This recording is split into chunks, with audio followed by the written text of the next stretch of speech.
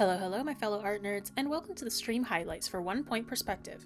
We'll start off by learning some perspective terminology and drawing simple shapes, and then translating it all into one big background piece of a marketplace. So with this first thing that I'm going to draw across here, so this is your horizon line.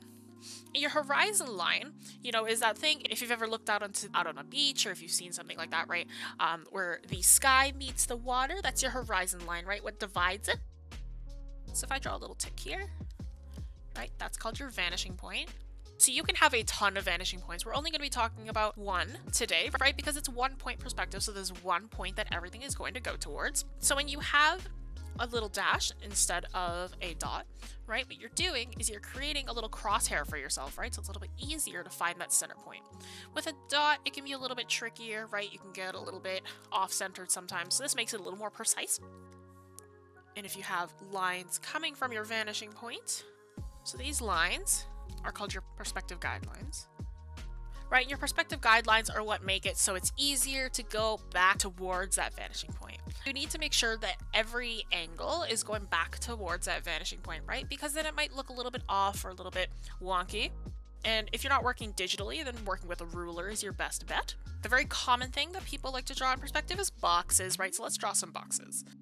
When we're figuring out our perspective lines, right, for anything that you're drawing, right, you want to plant down your horizon line and your vanishing point first. Usually with any kind of design or whatever, you don't want your horizon line directly in the middle, you don't want your vanishing point directly in the middle, right? Can you have it this way? Yes, right? If you have your vanishing point directly in the middle and you have your horizon line directly in the middle, you can do that, but it's a little bit basic and kind of boring.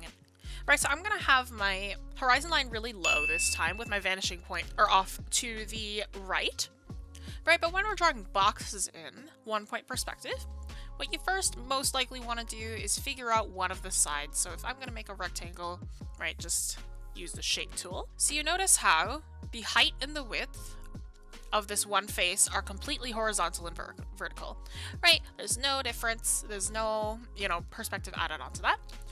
But when we start to draw the other sides, that's when we start to add on perspective. So taking each corner of this first rectangle, we're going to bring it back towards our vanishing point. Now I'm holding shift, right? I'm tapping once on the corner, holding shift, and then bringing it back.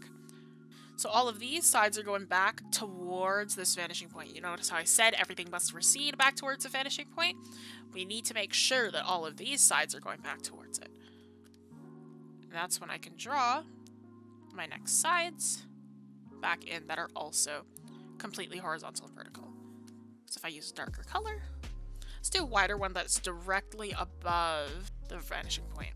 So you notice how I had 3 different lines that go back towards the vanishing point this time. This time, I'm only going to have 2 sides that go back towards it because these sides won't be visible unless if the box is completely clear. These sides won't be visible. So all I have is the bottom of this box. Again, draw sideways. And now we got 2 boxes in perspective. Right, let's move on to pyramids. The nice thing about pyramids is that it still uses very, very hard edges. Right, so this time it's going to be kind of up high. My vanishing point is going to be off to the side over here. When working in perspective, usually color coding everything helps a lot. So color code as much as you can. So when it comes to a pyramid, the thing with boxes was that we had the ability, to just draw a face and then add the rest of the sides later.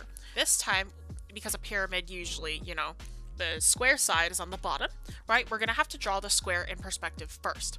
So first we want to start by bringing our vanishing points outwards. So let's say that I did that. Connect them here. And I make my square, quote unquote. What I want to do next is I want to find the middle point, right? So what I'm going to do is take each corner that's across from one another and create an X. So now there's an X in the middle of this square. And then I take that intersecting point and bring it straight upwards. And now I can connect all the extra sides to the corners, back down to the corners, right? And if I just draw in the rest of my sides, now you can see that pyramid, right? You needed to make sure that square was in perspective first though, in order for it to work.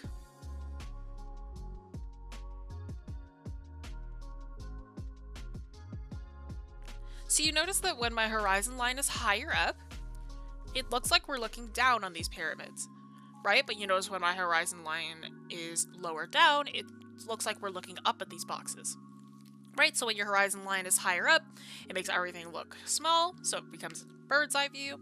But when your horizon line is lower, it makes everything look large, so it looks like you're the bug's eye view, right? It looks like you're looking up onto whatever is there.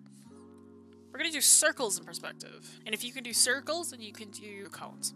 So similar to how we started with the pyramids, right? We want to start with the square in perspective, and it has to be a square. And that's why it's kind of tricky, because drawing squares in perspective can be a little bit hard. So you have to adjust for perspective when you're drawing a square. All right, so I'm going to do a few of these squares from different angles as well. Once you have those, I'll take this one first down here. Just like with the pyramid, you're going to connect all of these corners. But this time, you're also going to come from the vanishing point and draw a line going through the middle of that, right? So it's almost like you're creating an asterisk. And one more parallel to these two lines. Right, so now you've created almost this asterisk shape. When you have this, all the diagonal lines, you're going to want to cut into thirds. But again, account for perspective when you're drawing these thirds. And then from there, you're going to draw a circle that touches the edges of the plus sign, but hits this outer third of the diagonal line. Notice how I'm hitting the edges. Of course, it doesn't have to perfectly hit the third, but it should be touching all of the... So again, connect the corners. Bring one more line coming from the vanishing point and hitting that intersection in the middle. And then one more, this time a vertical line that is parallel with these two. So you create almost this star, this asterisk. Right? So you'll have this plus sign in the middle, and you'll have an X. And with these diagonal, with the X lines, we want to cut these into thirds. And when we cut into thirds, we want to get the edge of all the plus sign ones, but we want to hit the thirds that we've drawn for ourselves. That's all I'm going to do for the step-by-steps for shapes. All right. If you can do a circle, then you can do a... It's almost the same as a pyramid, right? A cone. I draw one line coming up, connects it to the edges. That would be a cone, right? Just like an extra step. But yeah, if you didn't know, our growing community is filled with tons of art nerds, and we art nerds have to stick together. Be sure to check out the links in our social media in the description below, and check out our website for our class offerings, because we're not just a YouTube channel, we are an art school. But let's get going with this. So obviously when you think of marketplaces, right, you think of the stands, you think of all these other different objects that might show up. So let's say that that's our road. Right, what am I going to do? I'm going to find the farthest side of one of those stands. Right, so that's kind of how tall the stands will get. Reference point across here as well. So here's where I'll start to, you know, divide all of this up, right? As things recede back into the vanishing point, right, they'll get smaller. So as I get closer to me, right, the gaps between each stand get bigger, and each stand gets quote-unquote bigger as well. Right, so I'm bringing it back horizontally. If it was 2-point perspective, then I would have another vanishing point to bring these back to, but I don't. So I'm also going to draw some tinier ones in the back here that kind of cover up the vanishing point just a little bit. Right, so it's like there's another row of market stands. Let's say that I want to make one of these a little more diagonal. Draw that line diagonally. I'm also going to find my vanishing point and draw it so it goes across, so I know where to start that next one. Especially in design, we want that variety, right? We don't want everything to look exactly the same. Let's make one of these curved. Let's make this one curved. Curved side. Go back towards my vanishing point so I know where to start the other one. I'm actually going to bring back to the vanishing point one more time so I know where it can...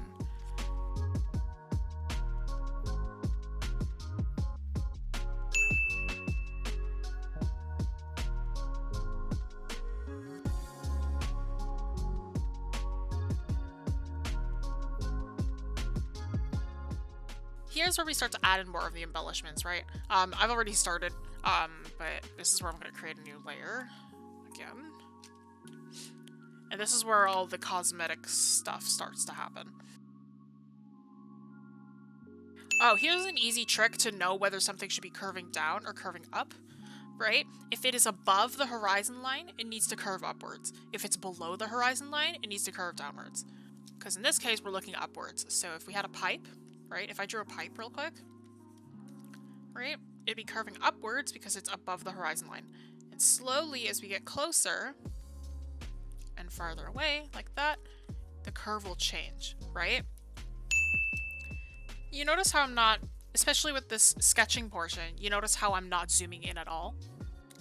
Because if I do, then I'll get distracted, and that's not what I want, right? I want to make sure that a sketch remains as a sketch.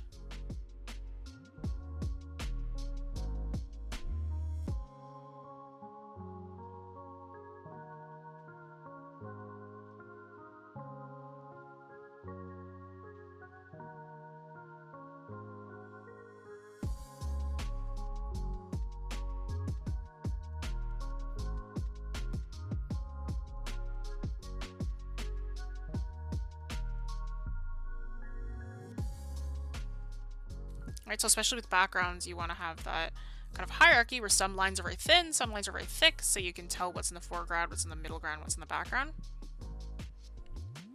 I don't know if I've mentioned this in other streams as well, but remember that when you are doing your lines, right, you're not really tracing what's below there, you're correcting it, right? Your line art is meant to clean up what's below there. That's why line artists are called cleanup artists, because they're not really line arting, they're cleaning up what's already there, right? So it's like your line art shouldn't be a direct copy, it should be a, you know, more of a cleanup comparison.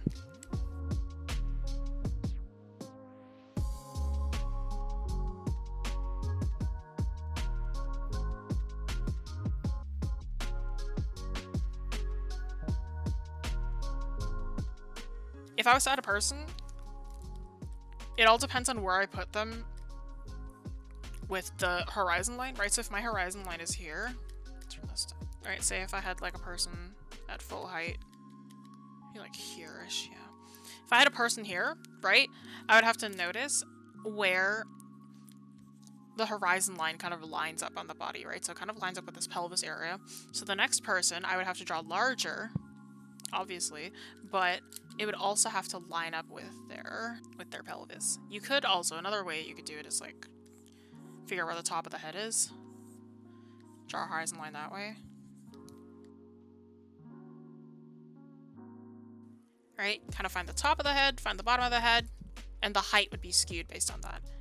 Of course, they would all have to be kind of like the same height in order for that to work, but say if you had a smaller child. Check out our live stream replay, link in the description below.